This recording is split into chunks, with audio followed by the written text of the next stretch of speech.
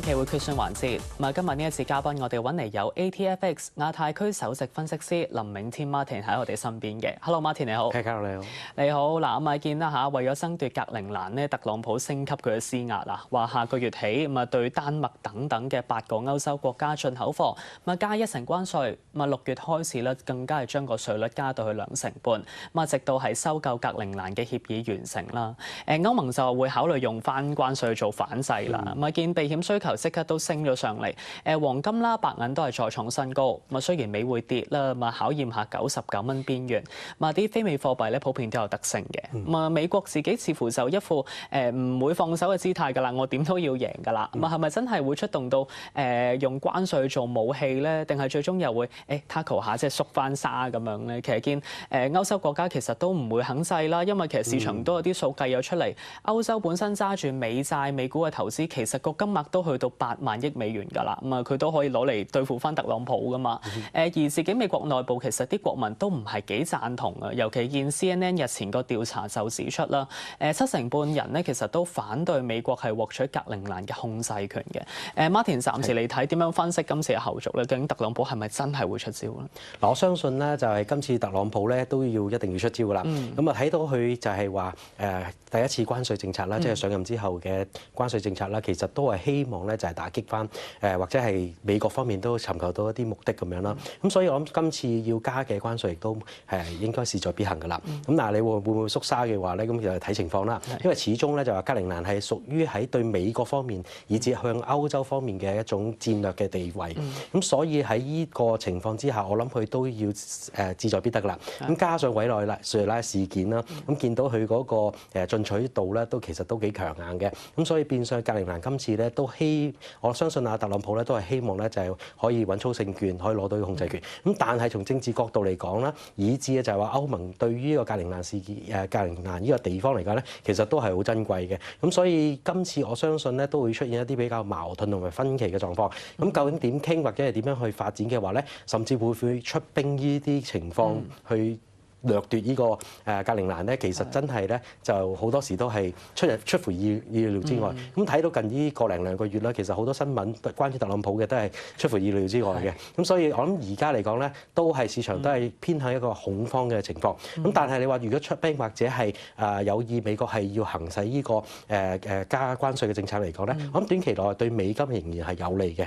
咁但係你話如果可能牽涉到一啲政治角力因素或者係其他一啲不在因素情況之下咧，係有機會咧可能影響美金嘅變化。咁所以我諗暫時嚟講咧，99或者去到100呢啲位置嘅美金指數咧，都可能係會有啲障礙嘅，要睇下事態發展情況而定啦。嗱，簡單問埋 Martin 啊，咁個美債方面又會係點？我相信美債方面咧都會比較反覆，因為而家一方面就係話喺呢個即係通脹啦，以至係嗰個利率嘅去向啦，都係一個不確定嘅因素。咁當然，如果遇咗一啲恐慌嘅情況之下咧，係對於美債嚟講可能係會有啲負面影響。咁但係如果係暫時嚟講，大家都係普遍咧，都係睇下格陵蘭事件啊，甚至乎其他一啲地緣政治嘅因素咧，都會係支持住美金嘅。因為始終嚟講咧，而家我哋比較關注嘅就係話俄烏戰爭啊、中東戰爭啊，同埋一啲地區性嘅一啲分歧啊咁樣。咁所以我諗美金仍然係一個市場上面投資市場上面一個即係主要一個投資嘅一個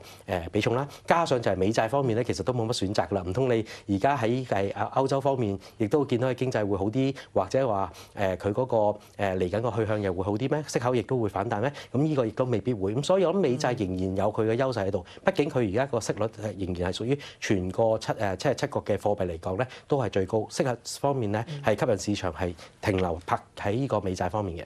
嗱另一方面咧，其實見外電就話啦，對沖基金咧喺阿 Trump 話要加歐洲關稅之前咧，已經做咗嘢㗎啦，已經 close 晒，即係刪晒啲歐元好倉啦，意味就睇淡啦嚇。見根據咧 CFTC 嘅數據，啲好倉咧好多其實由舊年年尾11月嘅時候開始做落㗎啦。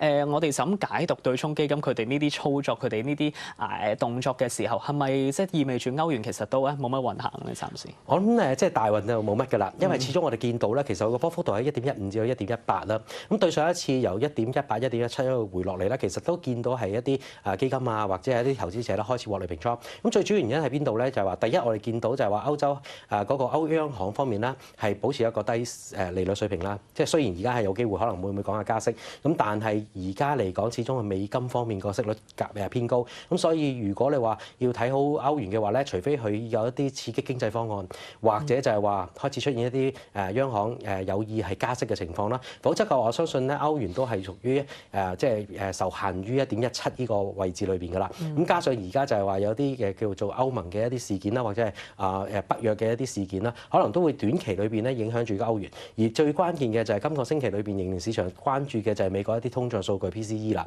咁暫時嚟講咧，佢哋市場預測咧都係偏高㗎。咁所以對於可能美國嘅通脹咧仍然屬於偏高水平之下咧，美國聯儲局咧未必會咁快減息。咁所以對於美金嚟講咧，都係仍然有支持嘅情況之下咧，歐元咧係仍然有受壓力嘅。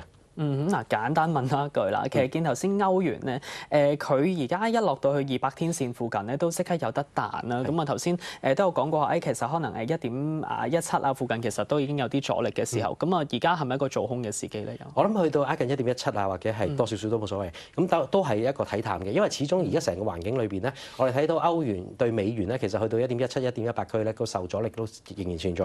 加上就係話有一啲即係偏向一啲不利嘅因素仍然存在，影響住歐元啦。咁所以我諗，如果要做淡呢個歐元嘅話咧，都係適合喺1.17啊或者1.18之間呢啲位置嚟。明白。嗱，另一方面睇埋就係金價銀價啦。其實金價又繼續強勢，都係再見新高啦，大約4690美元水平。咁啊而家咧就4660附近啦。咁啊其實見銀價咧都係見94美元新高。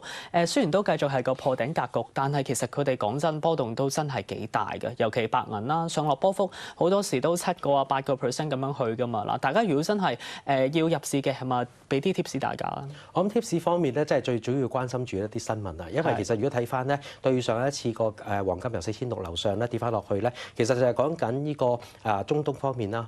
亦都有一個叫緩和跡象啦。咁所以而家嘅市場裏邊咧都係炒緊就係話嗰個風險係數，加上就係話對於美國會唔會減息呢個情況咧，都係有存在一個不確定因素，甚至會延遲性。咁所以我諗市場咧而家嗰個金價咧都係拉到咁高嘅水平咧，佢哋一出現一啲獲利平倉嘅話咧，個反覆情況都會比較大。咁所以我諗都係如果睇翻咧，如果金價啦都係4600或者樓下啦，先係入翻市先。咁暫時而家去到呢個4670幾呢啲位置咧，我諗暫時就唔好高追住啦。咁銀價方面亦都係比較反覆啦，亦都會見到幾次都係啦，去到高位見到隻金回落嘅情況之下咧，個銀價亦都係相對回落。咁所以大概睇翻咧就係較早前嘅一啲支撐位咧，大概喺90啊89美金呢啲位置咧，白銀先至有翻個支持嘅。咁但係當然啦，如果係局勢或者係格陵蘭事件出現一啲利好因素嘅話咧，或喺緩和嘅因素咧，咁對於可能金價或者銀價咧都會比較一個大幅度嘅調整嘅。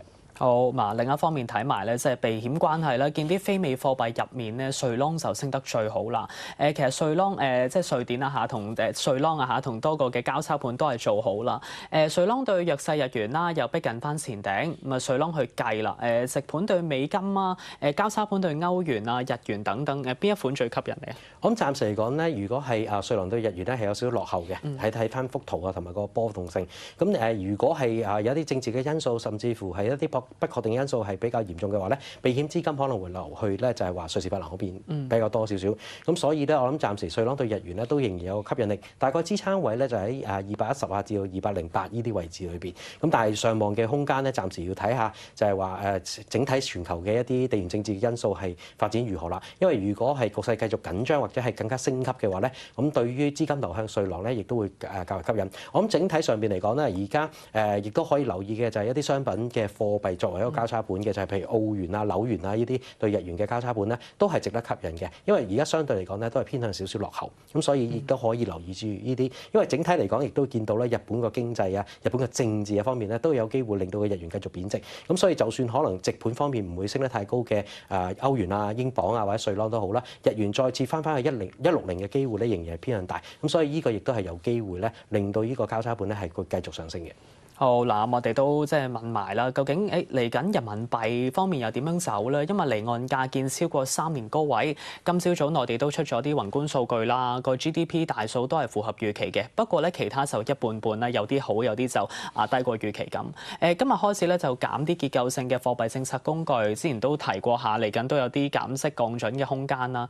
美金而家唔算強嘅時候，咁啊人民幣升值壓力係咪都應該頗大咧？咁啊上到6.8水平有冇難度先？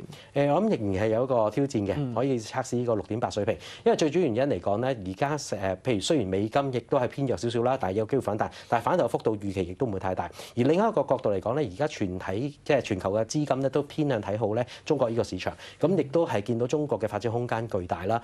包括咗一啲智能嘅工具啊，或者係經濟啊等等。咁所以我諗資金流向投資呢個中國嘅機會咧，亦都會擴大嘅情況之下咧，對於人民幣都係有優勢。而另一樣嘢就係話中國銀行方面嘅減息咧，亦都係比較溫和嘅，所以大家亦都唔會太擔心，因為減息而導致貨幣下跌。相反就係話佢喺結構性嘅工具上面，亦都可以有更加多嘅機會咧，刺激翻嗰個疲弱嘅經濟。咁所以如果大家喺之前亦都覺得中國經濟已經轉弱咗少少啦，咁而家係有機會借助呢個國策情況之下，就令到個經濟刺激嘅話咧，我諗大部分嘅資金都會留意住咧，就係中國個市場。咁所以人民幣方面嘅資金流入咧，亦都會擴大，從而咧去挑戰咧較高嘅水平，即係6.8呢啲水平嘅。